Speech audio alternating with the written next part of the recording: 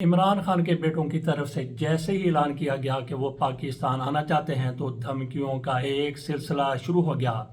इस हवाले से जमाइमा खान भी मैदान में आई हैं। उनकी तरफ से कहा गया है कि मेरे बेटों को धमकियां दी जा रही हैं, हमें धमकियां मिल रही हैं, अगर पाकिस्तान आए तो उनको गिरफ्तार कर लिया जाएगा। तो इमरान खान के बेटे बिल्कुल पाकिस्तान आ सकते हैं, बिल्कुल महफूज तरीके से पाकिस्तान आ सकते हैं। जैसा कि आपने थंबनेल की पहली लाइन में देखा कि इमरान खान के बेटों को पाकिस्तान आने की मशरूत दावत, ये इजाज़त का लफ्ज़ हमने इस्तेमाल नहीं किया बल्कि दावत का लफ्ज़ इस्तेमाल किया है। उनको बिल्कुल दावत दी जा सकती है। ये कोई हमारी खबर नहीं है बल्कि ये हमारा तजज़िया है, जो कुछ हम देख रहे हैं, जिस तरह से सूरत हाल पाकिस्तान में बनती रही है, जिस तरह से पाकिस्तान में तहरीक इंसाफ के लोगों को मैनेज करने की कोशिश की जाती रही है। किसी के बाप को उठा लिया जाता है, किसी के बच्चे को उठा लिया जाता है, किसी की बीवी पर तशद्दुद किया जाता है और किसी को उसको खुद को भी उठा लिया जाता है। कब से तहरीक इंसाफ के बड़े बड़े लोगों को उठाया जाता रहा है और कब तक उठाया जाएगा। बहरहाल उनको मैनेज करने के लिए बहुत कुछ किया गया है। तो इसी तरह से इमरान खान के बेटे को भी दावत दी जा सकती है कि आप पाकिस्तान आ जाएं। किस लिए आ जाएं? गिरफ्तारी देने के लिए आ जाएं, एहतजाज करने के लिए आ जाएं, इमरान खान से मुलाकात करने के लिए आ जाएं। हाँ बिल्कुल, ये तीसरी बात दुरुस्त है कि इमरान खान से मुलाकात करने के लिए इनके बेटों को इजाज़त ही नहीं बल्कि दावत दी जा सकती है कि आप आएँ। इमरान खान के साथ आपकी मुलाकात बड़े प्रोटोकॉल के साथ करवाई जाएगी। आप इमरान खान को मनाएं और उनको मनाकर अपने साथ ले जाएं। इस तरह से इमरान खान के बेटों को पाकिस्तान में मशरू दावत दी जा सकती है कि आप आएँ। जैसा कि हमने कहा कि इमरान खान को मनाएं और पाकिस्तान से बाहर ले जाएं।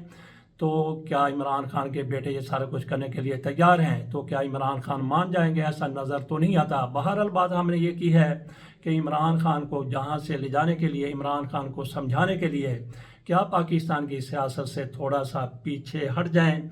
हमें उस तरह का मौका फराहम कर दिया जाए कि गलियां हो जान सुंजियां विच मिर्जा यार फिरे। तो ऐसा किरदार अदा करने के लिए, इमरान खान को मनाने के लिए जमाइमा खान को भी पाकिस्तान आने की दावत दी जा सकती है। इसी तरह से अमेरिका से कभी डॉक्टर आ जाते हैं, कभी वहां से बिजनेसमैन आ जाते हैं। एक तनवीर साहब जिनको कोई मुर्गी फरोश भी कहते हैं, उनका पता नहीं चलता कि वो इमरान खान के साथ हैं या फिर दूसरों के साथ हैं। जैसे ही वहां पे तहरीक इंसाफ का कोई मुजाहरा होता है, कोई मीटिंग होती है, उसमें मौजूद होते हैं और यहाँ से फील्ड मार्शल साहब जाते हैं। उनकी जो भी वहां पे सरगर्मियां होती हैं, कोई गैदरिंग होती है, मेल मुलाकात होती है, तो उसमें ये तनवीर साहब बिजनेसमैन उनको कहा जाता है, वो मौजूद होते हैं। शहरी इक़्तिदार में ये खबरें बड़ी गर्म हैं कि ऐवान सदर खाली करवाया जा रहा है, ऐवान सदर की सफाई कराई जा रही है और आसफ अली जरदारी साहब की सदारत का सफाया होने को है।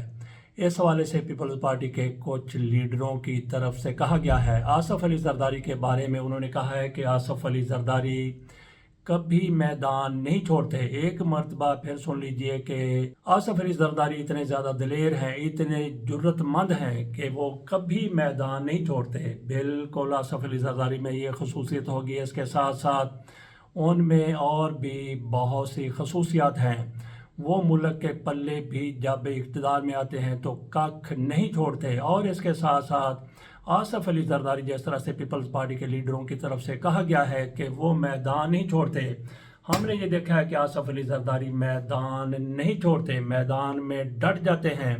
लेकिन जब उन पर थोड़ा सा प्रेशर पड़ता है, थोड़ा सा उनको दबाया जाता है, तो फिर किस तरह से उनके मुकदमात ख़त्म होते चले जाते हैं, नैब से बरी हो जाते हैं, जुर्माने ख़त्म हो जाते हैं। तो आसफ अली जरदारी साहब सारा कुछ कैसे मैनेज कर लेते हैं। और फिर हमें यह भी याद है कि आसफ अली जरदारी ने एक मौके पर कहा था कि मैं इन जर्नलों की ईंट से ईंट बजा दूंगा।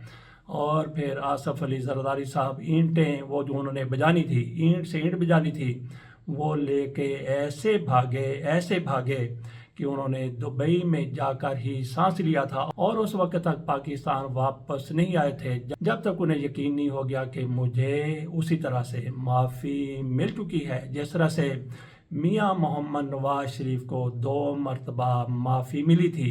एक मरतबा परवेज़ मुशर्रफ के दौर में जब वो सुरूर पैलेस में जा बैठे थे और दूसरी मरतबा जब इलाज करवाने के लिए वो लंदन पाकिस्तान से गए थे, उनके प्लेटलेट्स डाउन हो गए थे। तो آصف علی زرداری صاحب بھی بالکل اسی طرح سے مینج ہو جاتے ہیں، اسی طرح سے یہ بھی کر جاتے ہیں، اسی طرح سے یہ بھی سمجھوتے کر لیتے ہیں۔ تو وہ بھی کہتے ہیں کہ ہم نے کسی کے ساتھ کوئی کمپرومائز نہیں کیا تھا، ہم نے کوئی معافی نہیں مانگی تھی، ہم نے کوئی معاہدہ نہیں کیا تھا۔ اسی طرح سے آصف علی زرداری بھی کہتے ہیں کہ ہم بھی کمپرومائز نہیں کرتے، اور ان کے لیڈر کہتے ہیں کہ آصف علی زرداری نے کبھی میدان نہیں چھوڑا تھا۔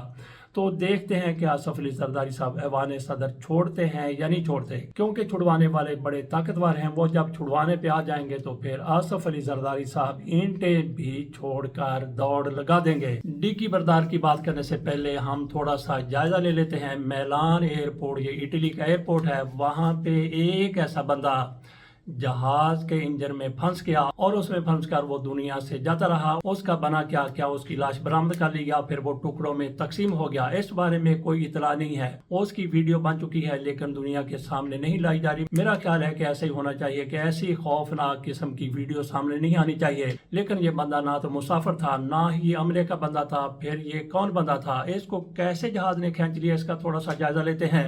جہاز اپنی ٹیکسی کرتے ہوئے پرواز کے لیے بالکل تیار تھا اور پائلٹ اس کے آخری چیک اپس کر رہے تھے۔ اسی دوران وہ بندہ بھاگتا ہوا آیا۔ وہ اجنبی آدمی تھا، وہ چھپنے کی کہا جاتا ہے کہ کوشش کر رہا تھا۔ پولیس اس کے پیچھے لگی ہوئی تھی، تو اس نے دیکھا کہ جہاز یہاں پہ کھڑا ہے، تو اس نے شاید چھپنے کی کوشش کی، لیکن وہ انجن کے اتنا زیادہ قریب چلا گیا کہ انجن نے اس کو سالم نگل لیا۔ اس کے بعد اس کا جو کچھ بنا، اس کا کچھ بھی نہیں بچا تھا۔ اس نوجوان کو شاید معلوم نہیں تھا کہ جہاز کی انجن کی کتنی زیادہ طاقت ہوتی ہے۔ آ جاتے ہیں ڈگی بردار کی طرف۔ یہ ہیں جناب احمد خان صاحب۔ میاں شہباز شریف صاحب کو عمران خان کے دور میں یہ اپنی گاڑی کی ڈگی میں بٹھا کے وہاں پہ GHQ میں لے جایا کرتے تھے، گیٹ نمبر 4 سے داخل ہوتے تھے۔ میاں شہباز شریف صاحب ان کی گاڑی کی ڈگی میں موجود ہوتے تھے۔ انہوں نے یہ سمجھ لیا کہ جس طرح سے میں ڈگی میں ان کو بٹھا کے لے جایا کرتا تھا، میرے کتنے زیادہ تعلقات ہیں تو میں جو چاہوں وہ کرتا پھروں۔ ان کی طرف سے تحریک انصاف کے 26 ممبران کو برطرف کرنے کے لیے، ان کا MPA کا سٹیٹس ختم کرنے کے لیے انہوں نے الیکشن کمیشن کو لکھنے کی بات کی ہے۔ تو اب یہ کہا جا رہا ہے کہ ان کو تنبیہ کر دی گئی ہے، ان کو دبکا لگا دیا گیا ہے کہ آپ آل ان آل نہیں ہیں، بلکہ اگر یہ کہا جائے کہ ان کو اوقات میں رہنے کا کہا گیا ہے، تنبیہ کی گئی ہے، وارننگ دی گئی ہے، تو یہ بھی درست ہے۔ اب یہ کہا جا رہا ہے کہ انہوں نے صرف ان کو ڈرانے کے لیے، دھمکانے کے لیے، ڈسپلن برقرار رکھنے کے لیے یہ سارا کچھ کیا تھا، صرف دھمکایا تھا۔ جس طرح سے ان کی طرف سے یہ کہا گیا تھا کہ میں ان کا ریفرنس بھیج دوں گا الیکشن کمیشن کو، وہ ریفرنس بھیجنا نہیں چاہتے۔ تو کیا ان کے اندر سے ایسی آواز اٹھی ہے، ان کا ضمیر جاگ گیا ہے یا کیا ہوا ہے؟ لیکن کہا یہی جا رہا ہے کہ ان کو اوپر سے کہہ دیا گیا ہے، جو ان کو لا کے بٹھانے والے ہیں ان کی طرف سے تنبیہ کی گئی ہے کہ اپنے آپ سے باہر نہ نکلو، آپے سے باہر نہ ہو جاؤ۔ اس کے ساتھ اجازت دیجیے، اللہ حافظ۔